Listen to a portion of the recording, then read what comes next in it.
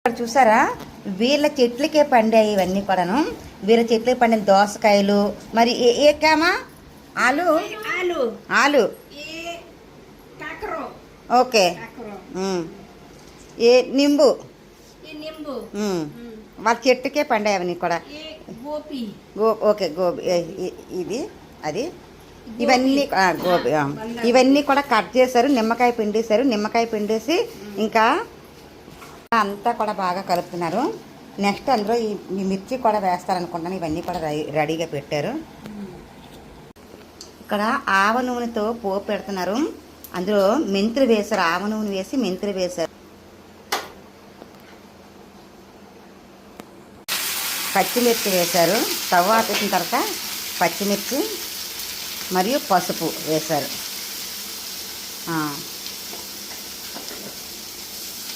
అలా బాగా కలిపేస్తున్నారు. మళ్ళీ ఒక్కసారి స్టవ్ అంటేస్తున్నారు. ఇందాక ఆయిల్ బాగా వేడెక్కిందని స్టవ్ ఆపేశారు. ఇప్పుడు ఒకసారి ఇలా కలుపుతున్నారు. ఇక్కడ అందరూ కూడా పోపుని ఇలా కలిపేస్తున్నారు. పదే పోపు హాట్గా ఉంది. ఈ పోపుని తీసుకొచ్చి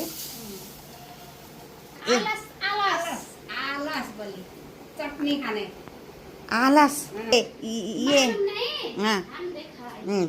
क्या बोलिए आप क्या बोली हो ఏంటో ఇది చూసారు, ఇది చూపిస్తున్నారు. ఓహో ఓహో కోయి నై మిక్స్ ఓన్లీ ఏ సీడ్స్. ఓకే, ఆ సీడ్స్ని ఇలాగ పొడిలాగా చేసి వేయించి తోడ ఫ్రై అమ్మా ఏ తోడ ఫ్రై ఓకే ఫ్రై చేసి వేయించారట. వేయించి అది ఇలాగ ఈ చట్నీ కానీ చెప్పాను కదా, వీళ్ళకి పచ్చళ్ళు అయ్యే అవసరమని